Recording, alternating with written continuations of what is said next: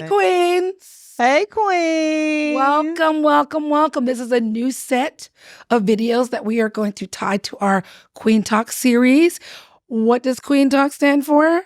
Queen Talk stands for Quality Education Empowerment Network. So I want to say hello to everyone. My name is Dr. Sharita Ambrose, and I'm the Executive Director of Allure Alliance. And I want to say hello to everyone. My name is Latoya Swan, and I am the Director of Organizational Relations. Yay, look at you. You got it right. Huh? I love it. I love it. I love relations. So we're going to walk through today. I'm going to tell you exactly what we're going to do, and then we're going to do it. So we're going to talk about mental health and reproductive health and well-being, because those two things are often talked about, but they're not often connected.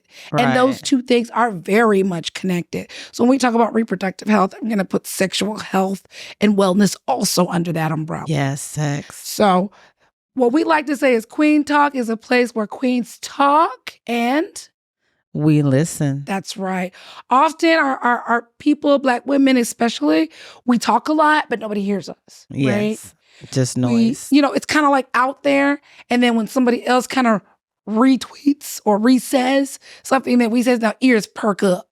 Yeah. And it's like, I literally just said that. I don't know if you've ever been in a meeting. Ooh. Where you done said something. Shut the front door. And then there we go. Okay. And then somebody else says the same thing you just said. Hello. And then you're like, I know I just said that. That's what you just said. I mean, you or I want to piggyback. Lord. I want to piggyback.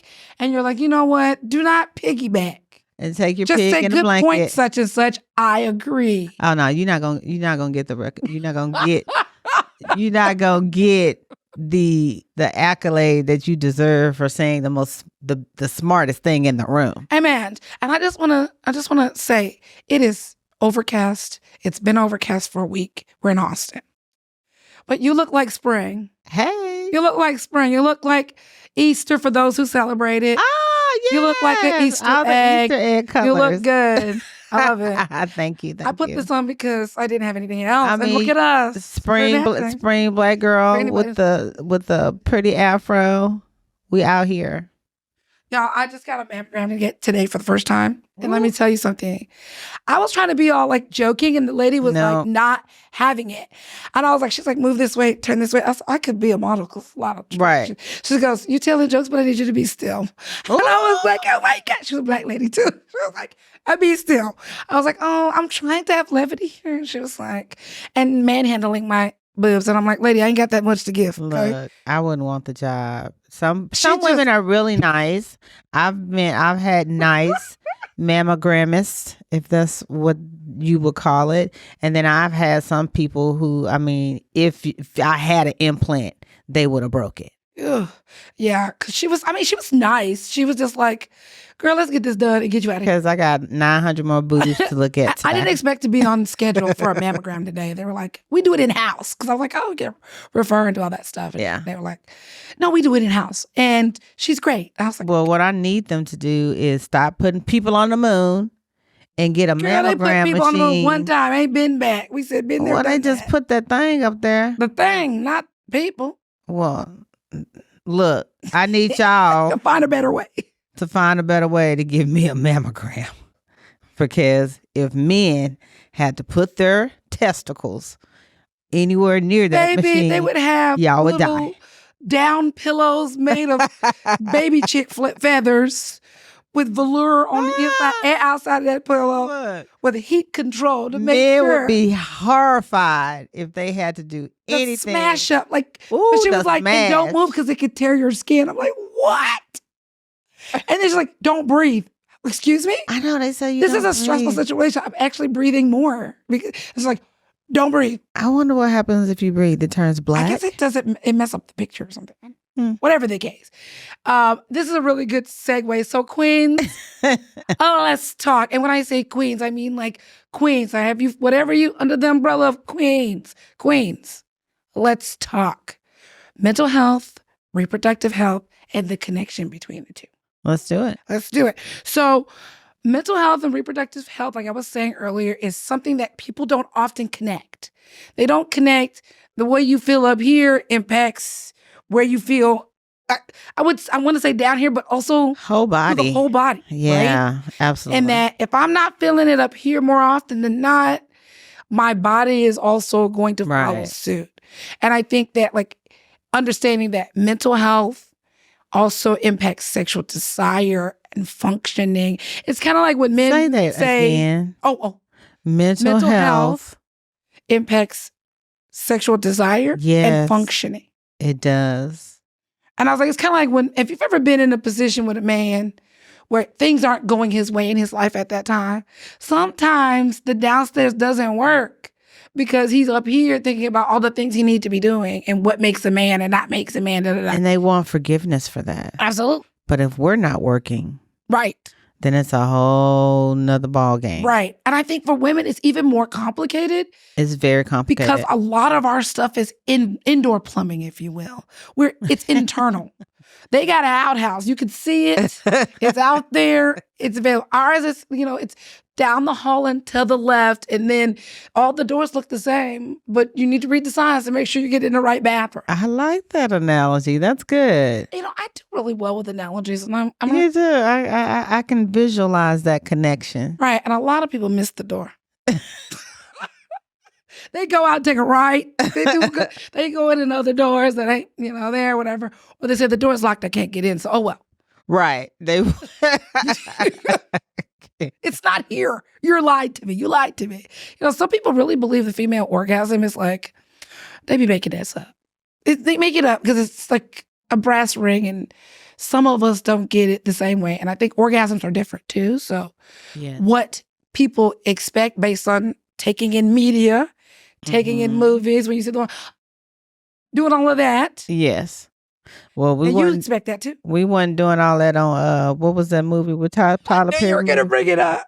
What's his name? I don't even know the man's name. Tyler Perry. Booty Cheeks. Tyler Perry. What's the name of that? What's the name of the movie? You made me watch it.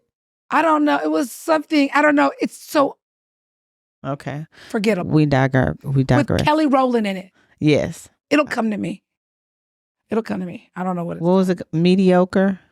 Mediocrity? No. I mean, it was mediocre at best, honey. It was terrible at worst. But anyway, there's this part where they're like having sex. It's just kind of like, oh. And then he into it. He going forward. I mean, back, all that. Movements, every muscle popping out. I still could see them in that blue light, like blue purple. Yeah. Light. Yeah. And there was no. And she was just like, okay. And that's okay. If you're having a good time and Buddy put in work and you ain't swinging from the rafters, that's okay. Maybe she's just getting it in another way. Okay. I mean, that's true. So how does mental health, from your perspective, influence our sexual health and our reproductive health? Oh, wow. That's such a big, broad question. And I think that in order for, now that I've been in this work and done it for so long, I understand now how anxiety, depression, and other things from the outside can influence your desires, your performance, your stress levels, your self-esteem. I think that when it comes to talking about mental health, one thing that we have to do is continue to start having these crucial conversations around how we are feeling, how are we doing? Because I think that when we keep that inside and we're not voicing it, then we actually are just keeping ourselves sick. And they say that about secrets. They say that about stress. They say that about anxiety. When you keep those things to yourself, you don't get better because you're not getting it out. So I think it influences us in a way that if we don't look at it, although it feels negative, I think when we get it out, it turns into a positive, because not only do you feel re-energized, you also feel like you've helped yourself. And a lot of times, if not often at all, when you help yourself, you help other people. And I love to think about like your story, your journey, what you've been going through, what you're going through right now could not only save someone else's life, like the work that we do. I know we save lives.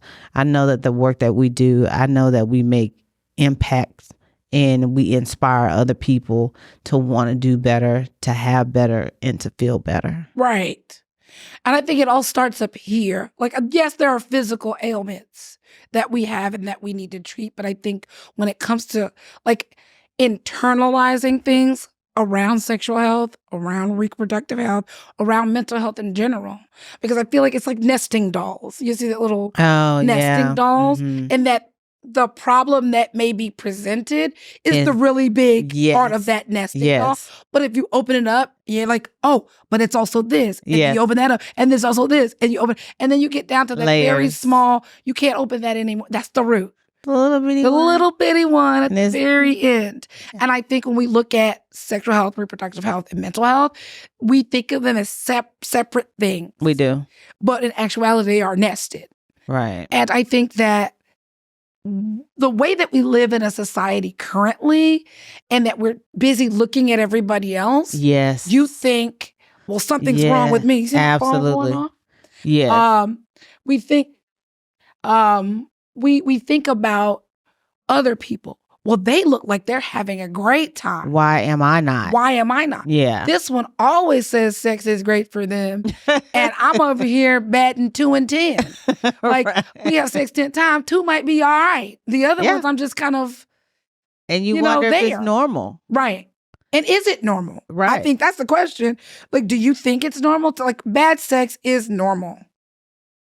I don't, I mean, you would say no, but then you would have to ask, what's the definition of bad sex? Okay, so, what would you consider bad sex? Oh, goodness.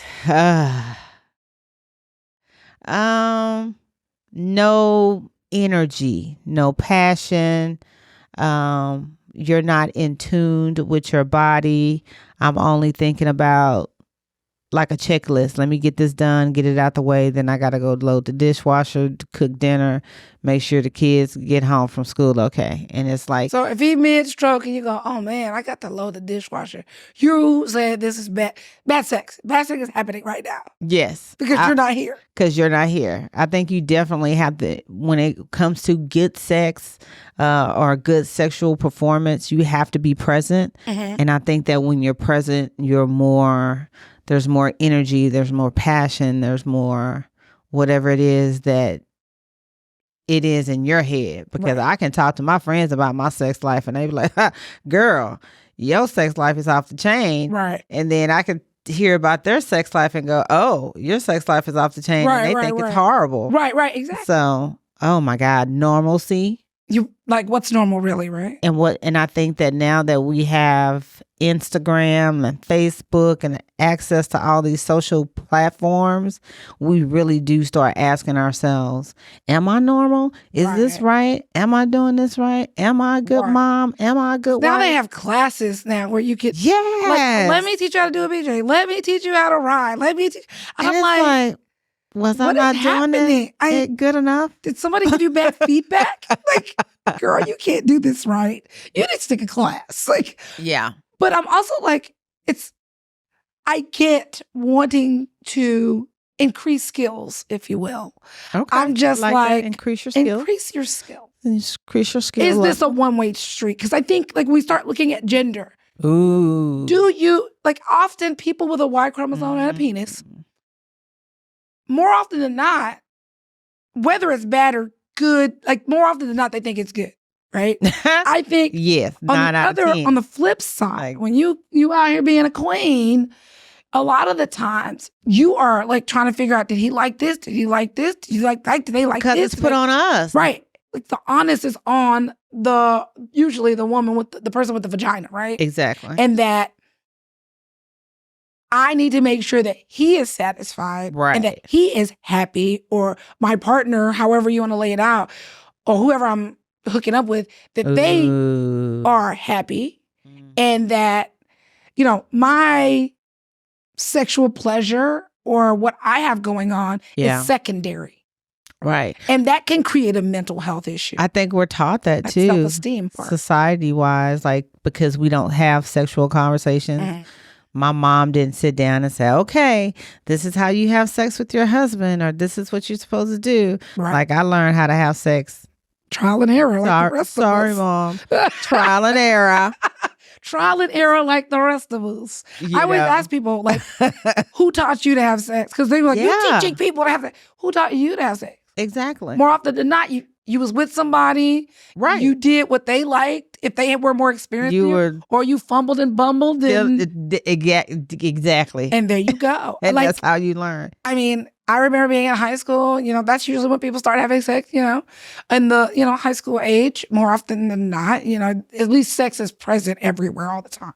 Is it? And I'm like, this is the 90s, right? This is the 90s then. So it's way more prevalent now, I feel. Absolutely. And like one of the girls was talking about her first time, and she was like, he just bit my ear, and then, oh God, I would have died. because it rammed it in to distract from the pain. And I'm like, I remember being young, but I also read a lot of books, nerd. And I was like, that it's not supposed to be painful, right? Most women, because they think of popping cherries. Yes. And you're not supposed to bleed like that, like you think every time. Like your hymen can be intact, or maybe your hymen wasn't intact when you decide to have sex. that happens. But most people think that you have to. Like if you don't bleed first time. If your hymen is not intact, you're not a virgin. Right. And that's not true. And that's not true at all. You learn to do a cartwheel and break your hymen. Riding horses. It's like you slip and fall and your leg go out. You can break your hymen. It happens. Seesaws back in our days. Thank you. Bam. When they jump off the top. You at the top. They jump off the bottom. Right. Exactly. Like that. You know what I mean? So I'm just like, when I think about it, I just go like, you know what? We have so much stuff to unpack and unlearn. Absolutely. And so before we move on to that, because that's the next thing, let's talk about the stigmas. Let's talk about how we get these messages. What would you say is one tip that you can give people in order to think about, hey, I'm a queen out here and I want to be able to address, sexual health and reproductive health in a positive way with my partner? Or with someone that's close to me. How do you do that? How do you go about doing that? I think one definitely is communication, being able to communicate how you feel with your partner when it comes to mental health, intimacy, performance, and just wanting to learn one another. I think because we're not taught that we need to learn one another before we do anything, before we get into a relationship, before we get married. Like, you learning a person doesn't happen overnight. Definitely being truthful to yourself. There's a difference between, I want to make this person happy, but in the process, I make myself a prisoner and I'm not happy. It shouldn't be that way. And then definitely, when it comes to communication, the honesty part, even if it's hurtful, even if it may cause a little discomfort in your relationship, your partnership, the honesty is going to take you a long way. Right. So what about people outside of relationship? We got a big hookup culture out here. Yeah. What is a way to at least verbalize that you want good sex? Maybe you're hooking up with someone that's not so great at this time. At this time, it is not. You may not get a second time. I'm just be honest with you. Right. I have a first impressions. I have a little different rule where I'm like, okay, the first time it might be awkward because it's the first time, but second and third, I give you grace. Okay. And I'll run out of grace though. I'm not like Jesus, the Lord, okay? See, everlasting grace. I wasn't I'm going to give you the first go around. It's awkward. I'm awkward. You don't know me. And this guy on the internet, he's on the internet. I don't know his name. I'm not going to plug him because I don't know that everybody loves what he does. But he was like, I talk to women, I get to know them, and we're about to explore each other's bodies. Women always explain their bodies before they get into it. Like, I have stretch marks, or I have this, or I got a little tummy. He's like, we get to that point, I don't care. What are you talking about? Right. Like, You're already naked. I mean, we do that. We do that. So we defend talking ourselves. about like being honest and communicating, like we communicate some things, Or we but point don't out communicate our the other things. insecurities. Right. Just like, ooh, look at this. These titties look down. They don't look up. They don't look out. You know, that kind of thing.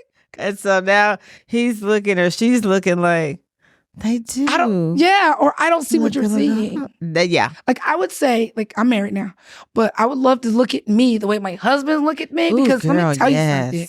I be like, you know this, you know that. And I'm like, who is you looking at? I would like to have their eyes for a day. Just looking at me. I don't want to look at nothing else. I just want to look at myself to there. Yeah. I would like that. That would be a cool experiment. Yeah. Because I'm just like, what? You don't see this and this and this and this, and look, I got a pimple right here, and look, right. And I'm on the computer, so I get a little, and like all of that, and he's like, "You are nuts." Well, we know that about you. Well, yes, I am. That's true. But he was like, "You're beautiful," and the sad part is that you can't see what I see, and I'm just like, and that's women. I feel like that's a lot of women. Because we are socialized in that way. I was having this conversation with a girlfriend, and we were talking about how we keep ourselves up. Like women work really hard socially and physically to make sure that we don't fall too much out of sorts. Our bodies are going to change due to hormones. Our bodies are going to change due to having children. Our bodies are going to just change through the aging process. Right. But you get to be a MILF and guys do nothing and they get dad bod, and it's like, oh, sexy. Oh God, yes. Dad bod with the belly and but they're not it's like, I think as kids, they're not taught that. Like with women, we're taught to stay pretty, stay slim, keep house, keep husband, keep kids, like keep. Like the whole Barbie monologue. Oh my gosh. America Ferrera, that Barbie monologue. Like, oh yeah. That part. I wish I could recite that. I mean, I don't want to recite that because it's in here. Right? It's so good. So when she said it, it rang everybody's bell. Everybody, yeah. Right, except, those who live it. It was like, it rang all our bells. So what is a tip that you can give someone that, maybe I don't know this person that well, or maybe I am not feeling what they're doing? How do I rectify the situation right then? Because you don't want to wait till later, because there may not be a later. I want to have fun right now. Right. I'm here for a good time, not a long time. What would you say that people can do? I think you just have to use your voice even in the moment. Like, everybody's body's not made the same. I think that's how you learn a lot about sex. What you do with one person isn't going to be the same as when you do it with somebody else. I think that when you have conversations with people that you're interested in having sex with, you say that. Right. You be like, you know what? I like A. I'm really in tune with my sexuality. I'm really in tune with my body. Some people have these dirty conversations, as they want to call it, all the time about what they like done, like how they like to do it. And that's the time. Right. It's not a joke. Like, you can go, yeah, I like it when people bite my ear. And it's like, okay, if you like people that bite your ear, say that out loud. Right. Because if you stick your tongue in my ear and not bite my ear, you're done. I don't like a tongue in the ear. It sounds disgusting to me. And like it's wet. In your ear. And it's wet. That's not my thing. That's somebody else's thing. Not my thing. Do not going to yuck your yum, but that's not my thing. And you can tell people, like, I don't really like that. Like, and I think depending on who you're with, I think women should not be afraid, or people, whoever you are, you should not be afraid to get what you want. I feel like me getting an orgasm is also my job. It's not just their job. Right. So if that means I need to hike my hips up, then I'm going to hike. I don't care that he may not want that. But, well, this feels good to me. We're going to have to figure out what a middle ground is versus he just pounded on top of me and I'm over here like, I got to load what the is dishwasher. happening? I got to get right. Then I have tilting uteruses and whatnot. So just making sure that the tip one is communication. Make sure you communicating with your partner or your spouse or whatever, and that it takes time. Like, you shouldn't have to just tell them one time and then expect them to magically be different. No, it's just you like have an ongoing situation. You have to groom people to what's expected, and men are not mind readers, Right. or your partner is not a mind reader. Right. And then also if it's a hookup or somebody that maybe it's just really casual, then you need to kind of broach that maybe prior to the event when you're getting into that down and dirty talk, or when you're actively in the act, like I really like A, and have them do that, you know what I mean, kind of thing, versus sitting there enduring. Have a list instead of enjoying. Take a list, and then when they go, what do you like? Girl, bye. I need you to fill out this survey. Which of the following things are you willing to do tonight? Let me sign at the bottom that this is consensual. I mean, I kind of like that. Scan my QR code. Get your Google form together. All right. So now, being that we talked a little bit about this when you were talking about your mom and talking about what you learned or didn't learn, how do we break down barriers to sexual health, reproductive health,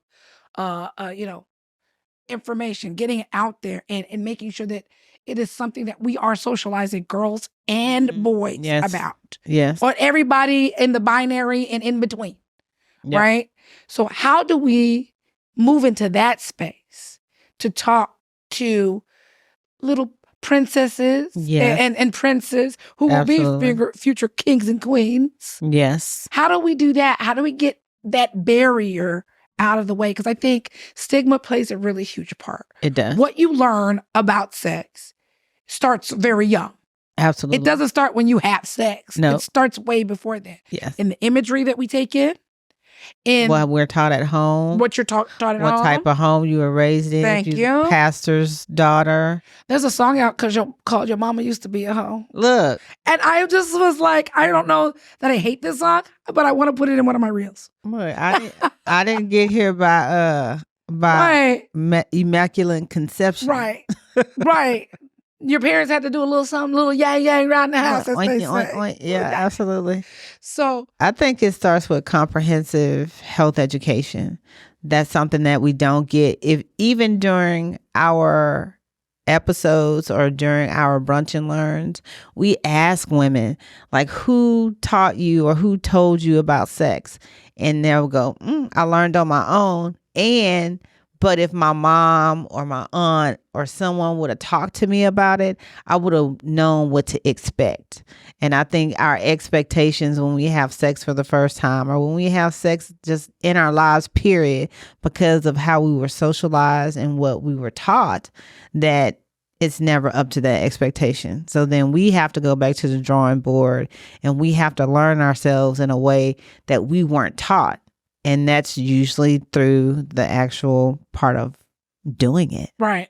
Well, how do you feel about people who learn things from like adult websites and things along those lines? Because I think that that's always a very serious through line that when you're younger or when you are like venturing in, the first thing that comes up is like, okay, I got to go watch these videos. Yeah. These people know how to do it. Yeah.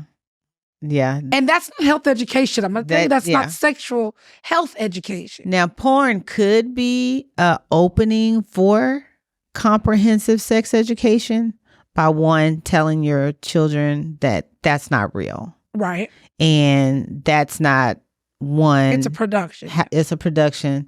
That's not how you want to treat your partner.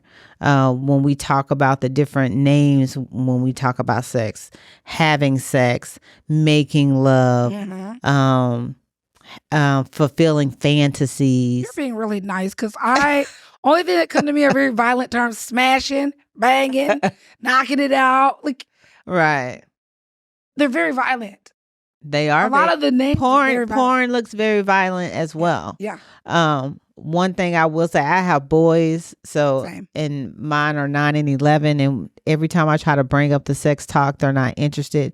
But I'm so excited about having that conversation with them because I know it was something that I didn't get.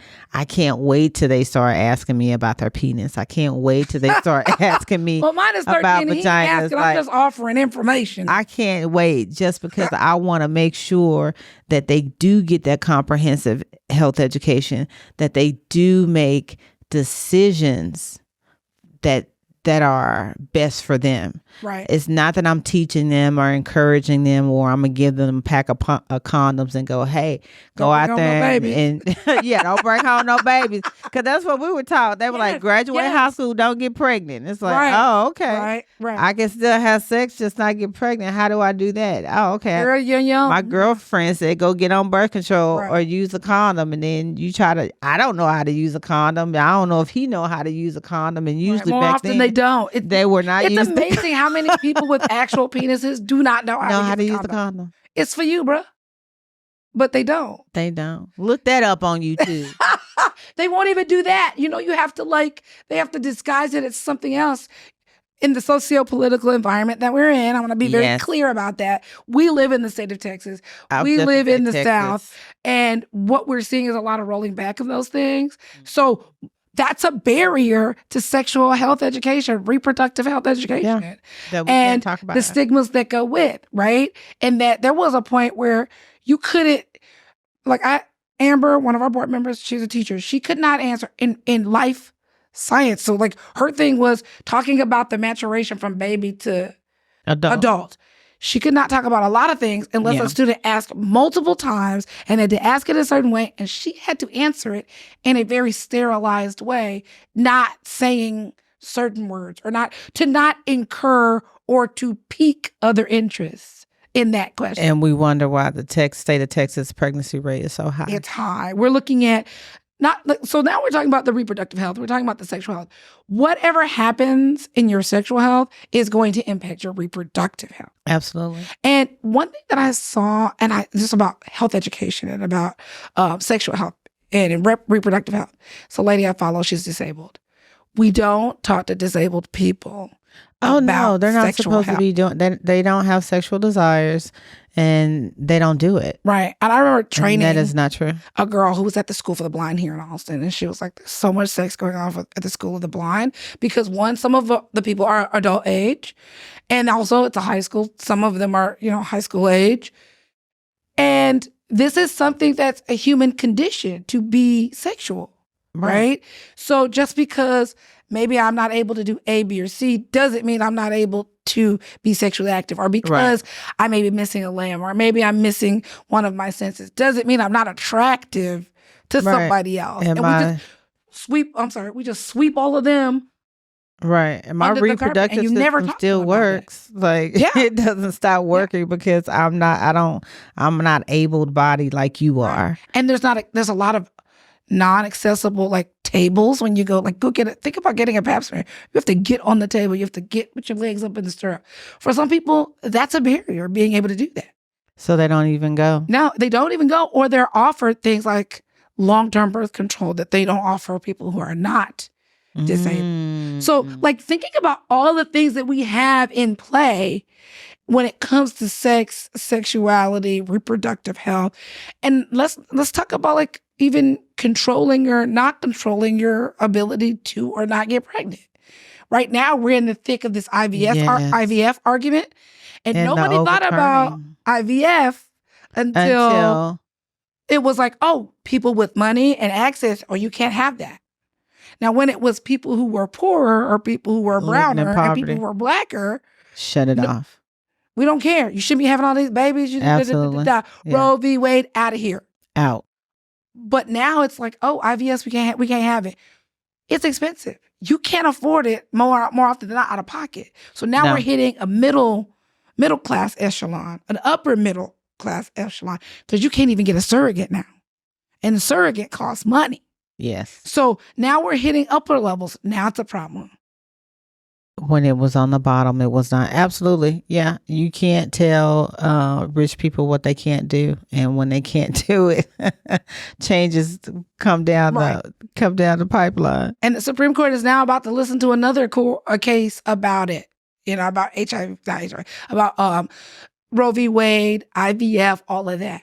And they're setting precedents left and right. So while we're trying to undo levels are still being put on. Yeah. So what would you say is a good tip? Say, for instance, I'm a mom and I want to talk to my kids, or I'm a woman and I'm thinking about the maturation throughout my life. what are some good tips that you could give to someone thinking about how to reduce those barriers? What are things that they can do to kind of move that pendulum forward versus kind of getting drowned under all the layers that are being added? It's so funny because each time we have this conversation, it has everything to do with communication. Yeah. Like we can't have conversations about things that aren't critical to our lifespan if we don't say them out loud. Mhm. Like, not only do we have to have reliable resources that we can, if I'm not getting told that at home, at least I know I can go to a library and get the resources that I need if it's Right. accessible. They're banning books now too. They're banning books now. Like we're kind of like the guy in the cube. Don't want to talk to my friends because they're learning everything off of YouTube, or they're learning everything off of Right. porn. Oh no. And they think that it's okay and this is how you do the thing.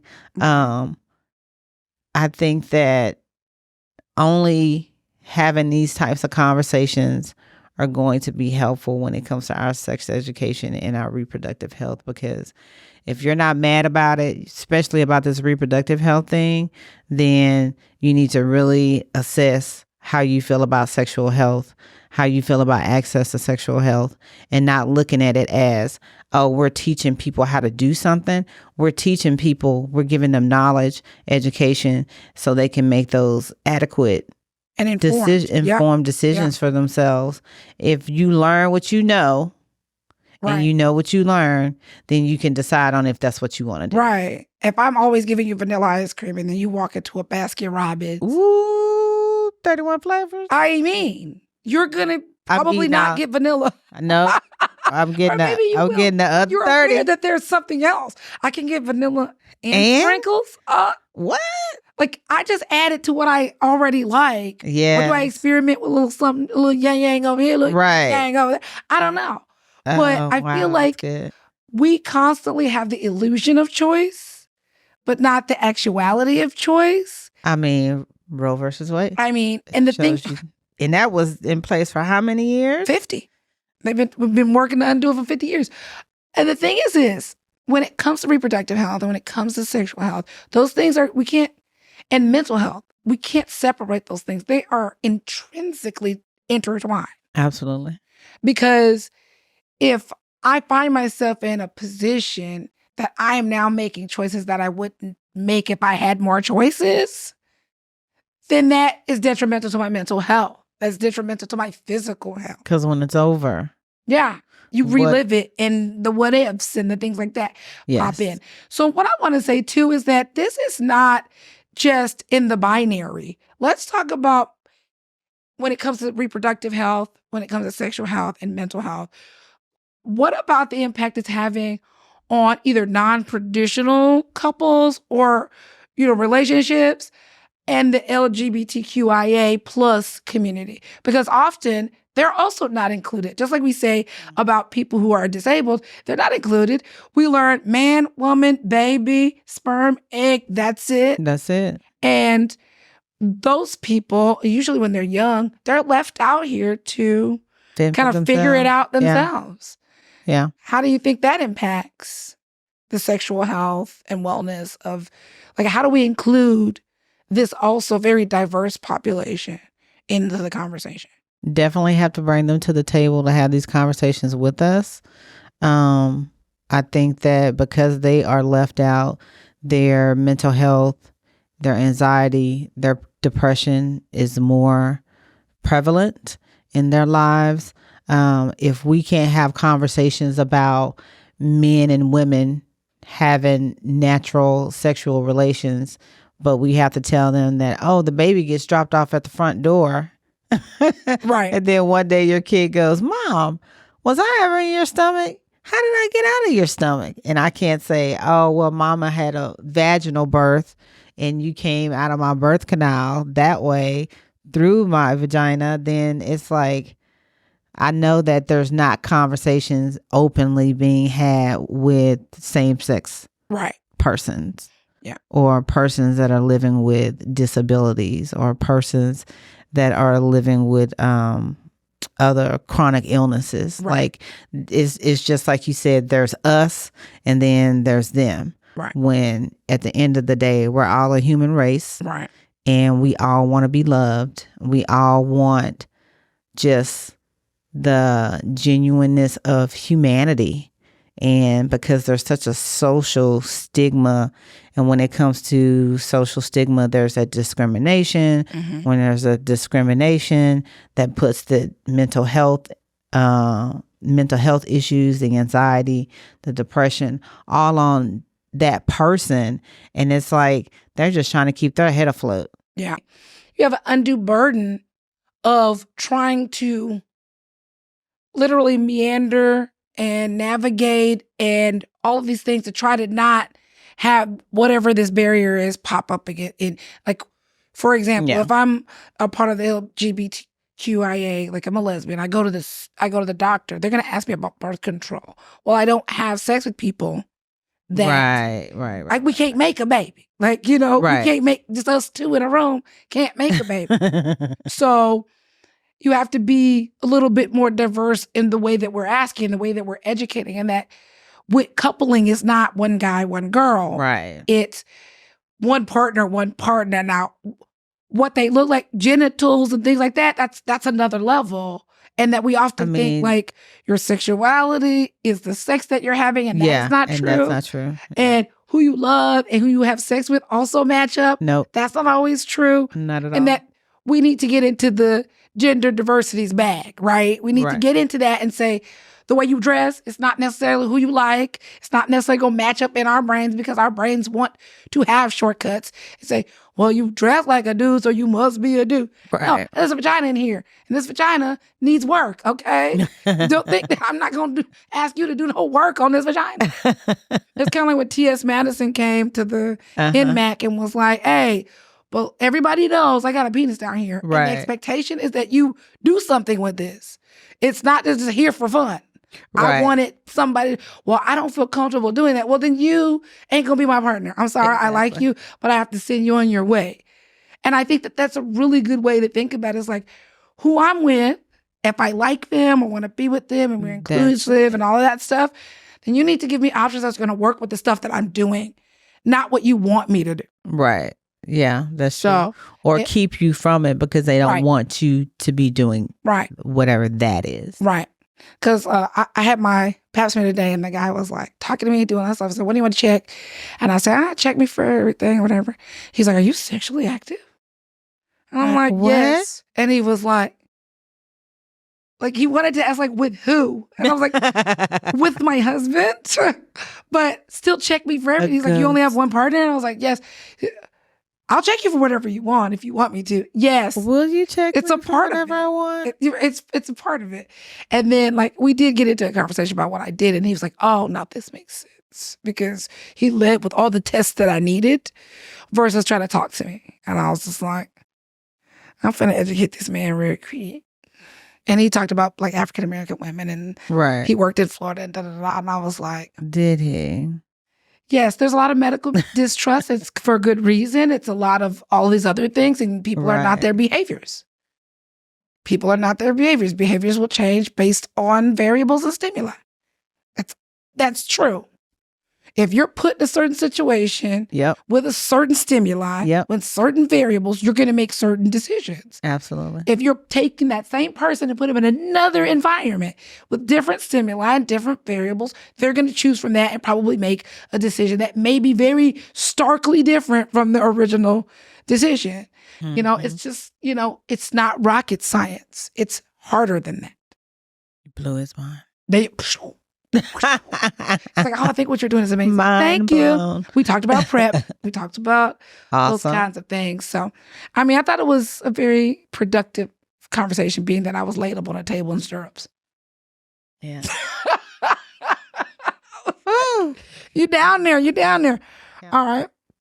We also need to have supportive environments for our LGBTIA folks. And I believe in having spaces for people, by people who are disenfranchised, marginalized, or minoritized, okay? Where there's not a lot of them. let them have their own spaces. Let them run their own spaces. Yeah. And our job is to be allies for that. Yes. To be the bouncer in front of it and say, we don't need straight folks in here telling, gay people what to do. We don't need men in here telling lesbians what to do. But that's what I will say about Austin. I feel like they do have a lot of that. I feel like they do have. I think Austin is very GLBTQIA They friendly. are. Yeah, there are a lot of spaces for them to have these inclusive conversations about their anatomy, their lives. So I think, yes, Austin is very much friendly. But I believe that in any spaces, regardless of who you are, I think Black folks should run some Black spaces because there are things about being a part of the Black community that if you're outside the community that you don't understand. Just Absolutely. like I can't go into a Hispanic Latino population and say, this is how you should do things because I went to school and I'm telling you this. You have to have the cultural and the communal grounding. Yes. I can come in and bring in somebody else and say, hi, I have this educational background and I want to be an ally to you and for you. However, I can't tell you how your community works. Right. So my job is to sit here and listen, learn, answer questions that are addressed to me, and be quiet. And this is the whole point of the reason why we do Queen Talk. Yes, absolutely. And why we have all of our other programmings, because our Kiss and Tells and our Shine programs, because we want to be the catalyst. Yeah. To build more spaces for us by us. Yes, right. And definitely I will say Austin is opening up to be one of those cities that's on the rise with it. Absolutely. I do feel like we're always fighting against the status quo. Yes. the status quo. And so I'm definitely super excited about this Queen Talk. I'm super excited about how we're having these conversations out loud and looking forward to how you take the information that we bring to you today and moving forward and take those into your environments, your communities, your supportive tribes, and continue to have these conversations. Absolutely. And that was a great segue. Oh, okay. Now, let me just go ahead and say this. Queens, we talk. And then we can't get it all on tape. We can't get it all on Oh, my video. God, no. We can so do what this we all want day. you to do is get out the internet and come and see us in real life. Yes, come see we us. do Queen Talk conversations. In we talk person. about all the maturation between being from a girl, being to a young adult, young woman, and moving into, menopausal and womanhood. And at that point, that's what we do. So this is our call for you to come call see to action. us. And guess what? We like you so much. We won't take you out to dinner. We'll take you out to brunch. We want you to come in and feel listened and heard to, because when queens talk, we listen. Amen. So go to our website, www.randomblackgirls.com, and you can sign up there, or you can go on our Instagram, which is Allure Lions TX, and you can go on our link tree from there in our bio, and you can sign up. We are doing this for the community. We're doing this free. for women. It is free. We have one coming up in the not too distant future. April So get 13th. online, and yes, April 13th, and get online and come see us, because we want to hear your voice. What's the name of the spot? You can say it better than me. Estancia Brazilian Steakhouse. Ooh. That's where we're going. I heard it was delish. Yes. We got the meats. They really do have the meats. Okay. I looked up the menu. I was like, golly, that's a lot of food. I know. Ain't nobody going to. We can't sit at that table and be talking about losing weight. I'm over here talking about Ozempic after I eat. Look. Everybody's doing it. I mean, I'm going to get Oprah thin. What? Look, she was snatched on an NAACP award. Well, she did talk about her weight loss journey and whatnot. But anyways, yeah, she getting Zampies now. Look. But if it works for you, it works for you. That's all I have to say. Hey, and they have two types. There's Ozempic and there's another one. So Wegovy or something like that. Not Wegovy. Wegovy. I think it's Wegovy. That's not like a hamburger meat. That's Bakoki you thinking of. Oh, you talking the meat you cook at the thing. Yes. over the open That's fire. Korean barbecue. Yeah. Yes. All right. So now we're going to close out. Do you have any closing thoughts? Anything you want to say to people about reproductive health, mental health, and sexual health? Know that it's all connected. Know that it's okay to talk about your mental health. Know that it's okay to get help for your mental health, whether that's medication, whether that's therapy, whether it's a supportive tribe. Know that taking care of yourself is one of the best things that you can do for your overall health, and that you're that important that you need to do that first. Right. Put yourself first. I know it sounds selfish, but it is. You got to stay here. Absolutely. And if I don't fight for me, who will? Nobody. There you go. Because ain't nobody coming for you, Otis. Be the hero that you're looking for. Your own personal hero. Save her. She want to be saved. I by wanna you. be saved. I want to be saved. Anyway, so thank y'all for taking time with us. You could be anywhere in the world, and we really appreciate you taking time to be here with us today to learn this. We would love to see your beautiful queen faces all up and through our events. We have several that'll be happening between now and September. So if you can't get into this one coming up, get in the next one coming up. Yeah. And next time, bring a friend, okay? Sign up and bring a friend. That's what we want you to do. So thank you. We appreciate you. And if you want to find us on the web, it is www.randomblackgirls.com.